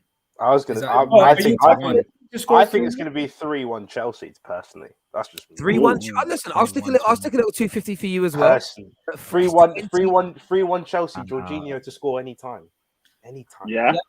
Jorginho, okay, now you're capping. You're capping now. I'm You're not. capping. Why are you acting like that's an outrageous thing to say? Jorginho to score at any time. Basically, he's saying he's going to get a pen. That's what he's That's saying. it. It's not outrageous. Yeah, Jorginho braced from pens. Yeah. But Keller is good at saving pens, man. Lukaku comes on and scores a tap in with a few seconds to go. Nah, Lukaku will start. He has to start. He has to start. He legit has to. Guys, we have a super chat here. I want to read out. It's relating to the game. It says Fabrizio on Twitch right now has just spoken about the Lukaku. He basically confirmed that what he shared on his Twitter account, he also said that he is not the one who is behind the story and he did not share it to cause problems. Okay, do you know, it's funny because a lot of people have accused Fabrizio of like misquoting, taking it out of context or whatever. The fact that Fabrizio has stood his ground on this, someone that does not like to upset clubs, he likes all fans from all clubs to listen to him and follow him. The fact he's come out, doubled down and said, no, I've put nothing out there that he hasn't said. That's quite damning, really, if that makes sense. It's almost, you guys have come for me and said that I'm chatting BS, but I'm not. So there we go. Like because a few people were saying yesterday when we were live, Chelsea fans, he's deleted his tweets. He hadn't deleted his tweets. Like they're still there. So it is what it is. That's the score predictions in though, people. I wanted to ask a quick question of Ram really and get everyone's take. So one of your greatest legends of your club, Jamie Carragher, has said that this Liverpool team is too good to have just 2 major trophies. They need to take a leaf out of Chelsea's book, and that's head of the game. And he very much in his article speaks about you've been brilliant, but you haven't won enough trophies for a team this good. Do you all agree? Do you feel like, if Klopp leaves in 2 or 3 years' time with just a Prem, a Champions League, and say a League Cup, is to a degree for how good your team is? Are you agreeing with Jamie Carragher that in some respects that's still failure? Can I answer this? Yeah, I was just going to say, I think obviously Klopp does have a small squad, as he calls it. So it is more difficult for them to compete across all four competitions, especially when the Champions League is one and the title race is another. So it is going to be difficult. The time when I actually think Liverpool should have done better is, if people remember, in 1920, Liverpool were like 12 points clear in January, and they were still in all competitions. And I think that year they should have won a trophy alongside the Prem, simply because that title race was over early days. It wasn't like, I know we've had, Liverpool have been 8 points, I think, ahead of City, and City have caught them up. But you could see that season with us playing Fernandinho and Eric Garcia, that was not going to be the case. And Liverpool were not just beating teams, but they were like going into every game. You'd be shocked. Like when Watford beat Liverpool, it was a shock. No one expected that because of how consistent they were. And I do think that season they should have won a domestic trophy alongside the Premier League. That's my take. I think overall you can argue, they've had hard draws, they've had this, that, the other. But I think that season in particular, they should have won an FA Cup or a Carabao Cup that season. That's just my take. Sorry, man. Yeah, you took the words out of my mouth. This is probably the greatest ever manager we've had since Bob Paisley. It's probably the greatest ever starter squad that we've had since the late 80s and early 90s. I feel as though if he doesn't win another major trophy, i.e., if he doesn't win a Champions League or a Prem, and he just wins a League Cup or an FA Cup, then it will be deemed as a bit of an underwhelming. I want to say failure entirely. It'll be underwhelming. Underwhelming would be the right word. And people will say, because of Man City. Man City are obviously, they have the owners that they have, the manager that they have, the squad that they have is very difficult. Is very difficult to beat, to compete, let alone beat. But our squad, it will be underwhelming looking back in history, saying we've had that squad and we only got a Premier League and Champions League to show for it, really. But then it also adds to the fact that we don't know what's happening in the future. We don't know who our next manager is going to be. People are saying Steven Gerrard, people are saying someone else.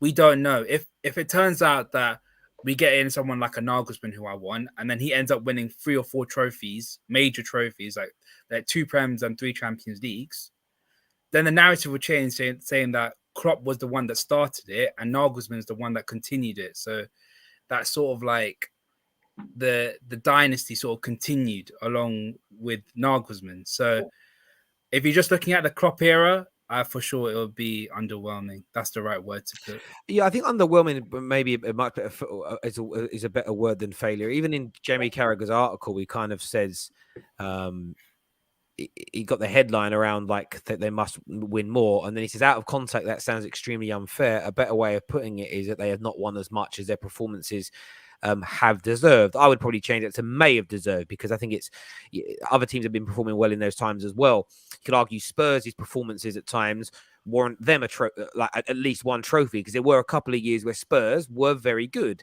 They just didn't win the trophies. So there's a couple of ways of looking at it. But I think when it comes to so one sec, bro. I think what it comes down to is like it's the legacy of things. And Liverpool have won 2 trophies that lots of clubs in this country have never won, Premier League and Champions League. And I want my club to win again. And right now, for a team that hasn't won a trophy in 3 or 4 years, if you said, for the next 5 years, you're just going to win 1 Premier and 1 Champions League, I'd bite your hand off for it right now. However, if we suddenly became as good as Liverpool for a 5-6 year period, you then start thinking more about the legacy within the game and what great teams do. Because with all due respect to all of our football clubs here, and I don't mean this rudely, Patty, I don't think Spurs are at that point yet. Our clubs are about creating not just winning trophies and instant history like that, but about creating teams that you look back on, the eras and dynasties that go into debates of best ever in England, one of the best teams ever in Europe. And City win a Prem and Champions League this year. There is a genuine case for this being the best ever Premier League team. They probably haven't, maybe if they following season they win another Champions League, you start looking at it and going, it's just the greatest ever team to ever play in England. And I think when you're City, you're striving for that. When you're Man United, when you're Chelsea, when you're Arsenal, when you're Liverpool, that's always what you've got to be fighting for. And adding those League Cups and those FA Cups and everything else to the mix, you create this trophy hall, because history doesn't. This is why when people talk about points totals, and even to a degree, unbeaten runs and stuff, they're very good, and they add an argument in when you're starting to split hairs. But the first argument is, well, that team you're talking about, how long were they together? 5 years. The big thing is, how many trophies did they win? And if you've got a team that's won 1 Prem, 1 Champions League, and suddenly there's 7 other teams in the debate for best ever Premier League side, and they've all won, those teams all won 3 or 4 Prems, a Champions League, 2 FA Cups, and a League Cup. The fact that you won a league title with a great points record is irrelevant. Do you get where I'm going? I don't even mean it horribly. And Liverpool, how I know Liverpool fans agree with this, even if they don't want to admit it because they don't want to look like they're disrespecting Klopp, is that when it comes down to Liverpool fans saying we're the biggest club in England, your trophy hall is what you celebrate. So celebrate the trophy hall as being like, this is why we're the biggest, because we've got more trophies than everyone else. I find it weird now that suddenly winning League Cups and FA Cups is bullshit and nothing. It's just about winning the big ones. That is not Liverpool's history. It doesn't make sense to me. That's what I'm saying. If this success continues for the next couple of years, where the next manager ends up winning more trophies than Klopp, winning a lot more major trophies as well, the narrative will be changed, saying how Klopp was the guy that started it, similar to Bill Shankly, and the next manager came in was like a Bob Paisley and came in and did his work. Would the narrative not be that Klopp failed? No. It won't be. It will never be that, because it will never be the stuff that he built at the start. I do hear you. But back to my point, what Liverpool teams, and you answer this as a Liverpool fan, which teams are considered better, Shankly's or Paisley's? Oh, Paisley's. But that's my point. So I'm not saying that people will say Klopp was a failure. Having said that, look what Fergie did. People still call him a European failure. So it will get pushed out there by people. It will. And trophies, like we compare a team now to a team in 1990 to a team in 1985. Yeah. The only thing that's comparable, diet was different, speed of the game was different. Yes, the big teams win more points now, but they have bigger, thicker, better squads than they used to. There's all these things that make certain things easier now and whatever. So the one thing that's fair is that everyone that competed against Man United in 1999, everyone who competed against Liverpool in the 80s, they all were on a level playing field in terms of fitness, what they ate and drunk and science and everything else. So what you compare is the trophy haul. It's the only thing you can compare is the trophies and the achievements of those teams. It's the only thing that's fair. You can't. Do you understand? I think that's right. I don't think you can compare like our team from now would beat a team from 40 years ago. Yeah, of course they would. The teams 40 years ago were getting pissed the night before games. Do you know what I mean? Of course they would. Let me just add this, guys. Would Liverpool have won the Champions League and the league if they were trying to compete on all competitions? Because I don't think they would. I think they don't try and compete in all competitions. I think this Liverpool team is really good, but what Klopp did, and the similar thing to what Pochettino tried to do at Spurs, they realized their limitations and they said to themselves, we are not going to go for the League Cup. We're not going to go hard for the FA Cup. We're going to go hard for the two major honors. And if we can get those, great. If we don't get those, then we know we weren't good enough. But I don't think this Liverpool team would have been able to win the Champions League if they didn't make sacrifices in the league that season. And that's a great point. The difference is, and that's a fair argument. So if we're saying, was it failure? Was it what was it? Cool.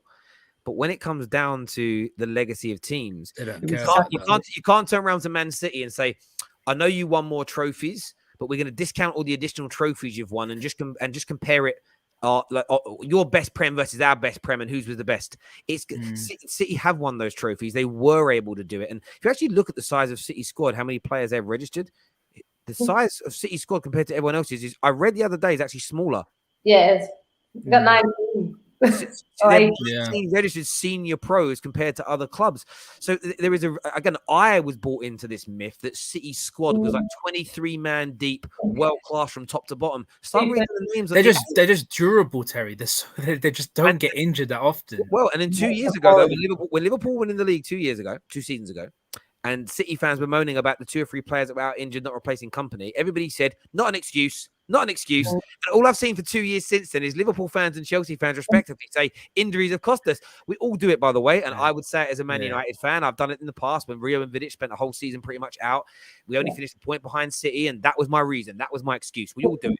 But I still think when it comes down to your overarching legacy, what stands the test of time is the trophies in your cabinet. The reasons why you didn't try and win them will eventually fade away. People won't remember it. People won't care either. It'll be, well, no, you need to. I still think Liverpool's season where they won the league by, how many points were you clear? 78 points clear or something?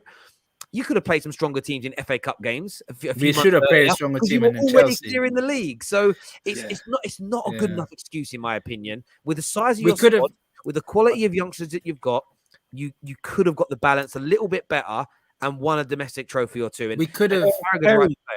Would you have won? Go on. 1 second.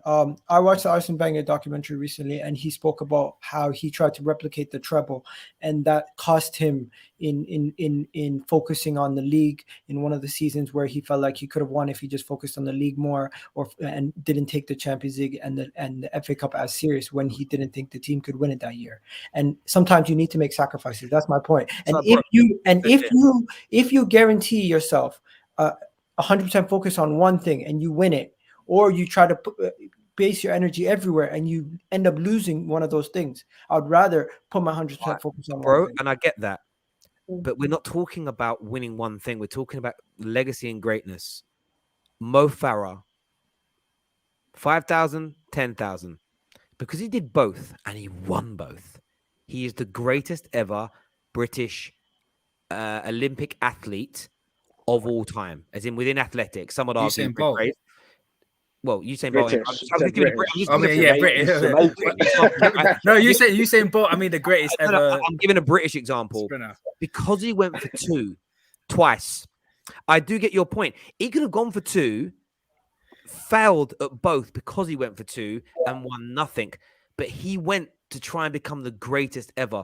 So I have no qualm with a team saying, do you know what? We're not going to spread ourselves thin, and we are going to go for this major trophy, and we're going to win it and win it brilliantly. And that's great. When we're talking about becoming the greatest or one of the greatest, you have to spread yourself thin and gamble, but it's the risk versus reward. If it goes wrong, you don't get that legacy. If Man United if Giggs didn't score that goal, if Solskjaer doesn't get that tap in at the end, as an example, Man United's treble winning season could have been an average Premier League winning season where we've got 78 points. But instead, because we spread ourselves thin, the irony in it is people slagged that Premier League team off because it didn't get a lot of points. But it's because we did what you just said is harder to do, was spreading ourselves thin. So you've actually just ruined the Invincibles debate for us live on air, Gal. So thank you, my bro. See, but it's true. It's harder to do it. And it's why it's the best achievement that's ever been done in England. Last season for City, because last season, our season could have been the best ever, but it ended up underwhelming by the end of it. And it's not because we weren't good. I thought we were almost perfect last season. You know, Champions League, we didn't lose a game until the final. So obviously, if that goes in, we're Champions League winners. The league, we weren't that great in, but we happened to win it. The FA Cup, we lost one game in the semi-final. So obviously, that was us done. And then the Carabao Cup, we won. So on paper, it looks like, oh, they only won 2 trophies. But actually, we did really well in all 4 competitions, which is difficult to do. That's why Pep was saying last season, if City did win the Champions League, that would be an absolutely massive achievement because of how far we got in all competitions. Yeah. Even if we win the Champions League this season, we're not in all 4. We're only in 3. So it's interesting. It is interesting. It's like in boxing. When you're the undisputed champion, you have all the belts. It's harder because, one, you have to beat other world champions. But then if you want to maintain all them belts, you have to fight more regularly, which is harder on the body. You're fighting other world-class fighters. Everybody's coming for you from every angle. If you just got, I'm going to have one belt and just defend this belt, and I'm not going to go and fight the other world champions, are you actually the best in the world? You're not. But it's still an achievement. And that's my point here. Liverpool have been brilliant. Their football has been amazing. They've won trophies that are great to get. But I think for this Liverpool team to go down in history as one of the best Premier League teams, they've got to add some more trophies. And they might do it. They might do it this year. They might win the FA Cup and the Champions League. But they need that. And then the conversation changes. But you don't need it all this season.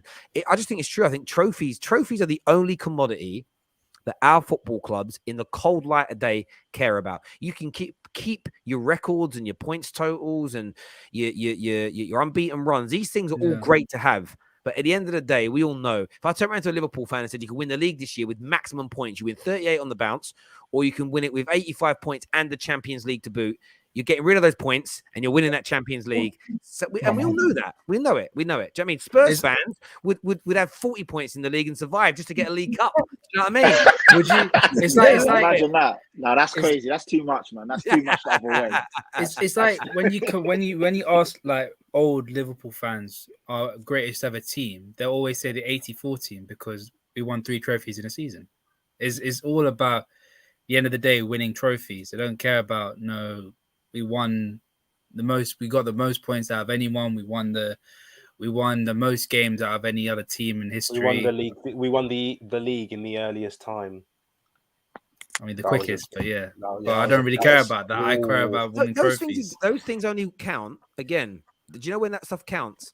Is if City and Liverpool's team in this time period have very similar amounts of trophies, and you're nitpicking. But it's like right now, this City team has been more successful, definitely domestically, than this Liverpool team has. It's not even comparable.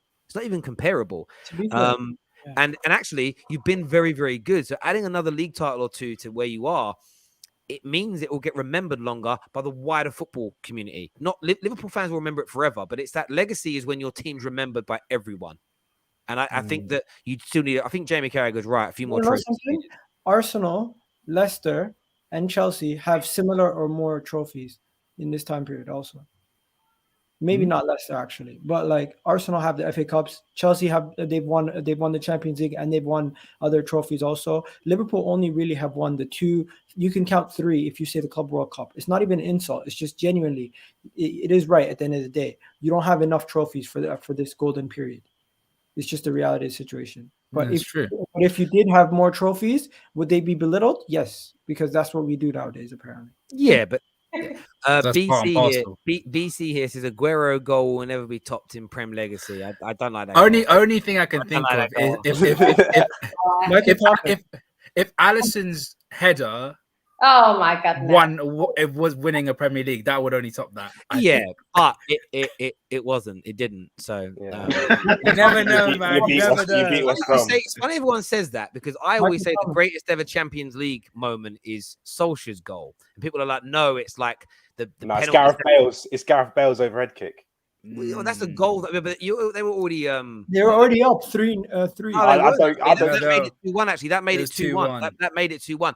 But yeah, no, listen, there's always been some great moments. But that Aguero moment, when I got married, and I don't have these up anymore because I'm no longer married to that person. But me and the person I married were Man United fans, and we had these shirts from the 1958 FA Cup final. And people just signed them with messages. And there was a City fan at the wedding, and literally across the whole middle of one in the biggest letters possible, it just says Aguero like this. I was like, right, that's so nice. good. Thanks, mate. That's so Thanks. But yeah. We have a super chat here that says Europa final in the first year, Champions League final, and 97 points in year 2, Champions League year 3, and Premier League in the 4th. Finished over Champions League winners despite having no centre backs for a whole season. If that's failure, then I want to foul every time. That's not what Terry said. It's though. not Come on. That's the thing. It's not failure. It's just underwhelming. Underwhelming is the right word. The trophy hall at the end of it is not where it should be for a team of your caliber. That's all Terry's saying, and he's right. All of this is all great, but it's still. But then I say it again. What's failure? Man United wouldn't have lost those 2 Champions League finals after we won it in 2008. We'd have 5 Champions Leagues, but we don't. Like, I don't. Man said in the first 2 years those finals almost to a degree mean nothing. If you lose in the final, you go out in the last round of 16. I always feel like there ain't much difference. In fact, I feel more disappointed because the only thing you have is, well, we went further than you. There's a bit of whataboutism in it, but you lose a final, you lost. You're a loser still. You're just a loser like everybody else was that year. You know, it just is what it is. But that's what I mean, because it's like with us, because we didn't win the Champions League. It's irrelevant until we actually win it. It's irrelevant. No one's going to say, "Oh, City did well because they got to a Champions League final." I've not heard a single person, apart from like City fans that are explaining the season overall. I've not heard anyone else say, "Well, you got to a final because we did." For example, I swear Bayern Leverkusen have been to 2 Champions League finals. So they bottled everything. They bottled the Bundesliga. So the point is, what I'm saying is though, they have no European pedigree, but they've been to finals. You gain pedigree by this is the maddest thing. You gain pedigree by winning only, not by how far you pushed another team, not by records. Yes, even style of football. Find me a team whose style of football is spoken about on the same level as total football tiki-taka, who didn't win all the major honors and win multiple major honors. It don't exist. It's like all these things, all these teams we celebrate and love, the managers we celebrate and love, the players we celebrate and love. It's all about outputs, trophies, and continuation of that. Right? That's what it is every single time. Sorry. No, unless you're Tottenham, because their golden era didn't win anything either, right? Oh wow! No, hang on, no. Spurs' golden era were the first team ever to win a Premier League FA Cup, a league title, FA Cup. We were talking about Premier League though. I'm talking football in general. What I'm saying is, like, Bill Nicholson's Tottenham were a very, very good team. You should Weren't they the first team to win a European trophy? Yes, like English. Well, first team to do English. A double. No, English, I think. Did you win it before? Oh, you won it before. What year was that? 1960. Oh, it wasn't. Yeah, because we were the first Champions League winners, English Champions League winners in 1968. I was English. If Liverpool start picking up League Cups and FA Cups everywhere else, guess what? Now they have more trophies overall than Manchester United, and that's another thing they have over you guys. You don't want. Yeah, that. I know. So I don't want them to do it. It's a good thing, but you won't see me yield on my principles. I think trophies are the only commodity that count. If they've got more leagues than us, then they're more successful than us. I will never. I'll never pull away from it. I can't. You know. So I've said before. Arsenal is always going to be bigger than Chelsea, then. Not always, because by the way things are going, it's defo going like this. So we're up here, and you're going to be down there. No, I mean, to be fair, they're going back up. Weight of trophies always counts as well. Like if a team, say a club has 2 teams have 40 trophies each. One has 41, one has 40. But like loads of the others are FA Cups and League Cups. But there's barely any league titles or Champions League. You've got to weigh up weight of trophies. Or no Champions Leagues. But I do hear your point, Nigel. I do. What about 89 season when Arsenal had to go 2-goal margin to win? Yeah, that was mad. That was honestly that moment. That Michael Thomas moment is probably every bit. The difference is that football wasn't as commercialized, TV wasn't as good, social media didn't exist. Like that moment was absolutely massive. Plus, that generation that experienced that are a lot older and they're not sitting on these streams, they're not sitting on Twitter. Do you know what I mean? So it won't get spoken about as much. Look, everyone who's tuning in. You know what I was thinking about that as well is a lot of people have said it about,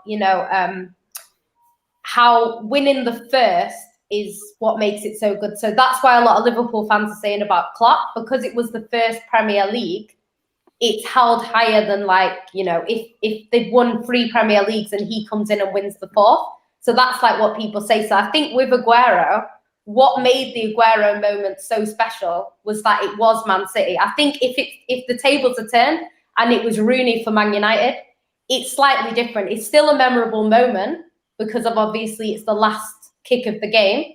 But I think the fact that it was City and we've not won anything, and so obviously won the FA Cup. It's why that Steve Bruce header against Sheffield Wednesday is so famous, because it ended 27 years without a trophy. So of course, and those moments are hugely, in terms of stand out, are always huge. Like Man United haven't won if Arsenal are in the title race next year and there's a last minute winner in the final game of the season from Smith Rowe to win it, that goal will be more famous than a lot of goals that are rescored for Arsenal, because it would be ending nearly a 20-year drought, and there's a different emotional connection to it. So I think you're right, Jan, 110% on that.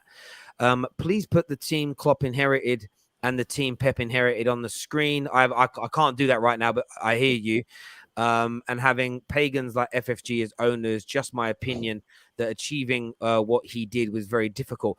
Again, he is credited for it. We know it's difficult. And there are issues with your owners, and these things all have to be taken into consideration. But again, by that logic, we need to praise up what Man United did when we went for 07, 08, 09, because we had the Glazers that are the pagan owners, and it was up against Chelsea's billionaire owners. Do we get extra credit for that? No, I've never heard anyone do that. I've never heard a single person say United need even more credit because they had the Glazers and they had to go toe-to-toe with billionaires Chelsea. I'm happy to take it, though, bruv. Thank you. Listen, everyone who's tuned in, didn't Terry say all trophies matter the other day? Yes, they all matter. But if you're telling me that a League Cup matters as much as the Champions League, you're deluding yourself. What about Club World Cup? Again, they count, but no not. The Carabao Cup, man. That is the best. But no, No, but Club World Cup is I didn't get it. Do you know what it is? I did say all trophies matter, but I didn't say all trophies matter the same. They're all equal. They're different statements. Again, no, I swear I have about 100 people watch my streams, and it's like I'm just trying to catch Terry out on something. It's so strange to me. Listen, everyone who's tuned in, a massive thank you to each and every single one of you. A happy new year, whatever you are doing tonight. Club World Cup is bigger than the Champions League. Take care. Good night.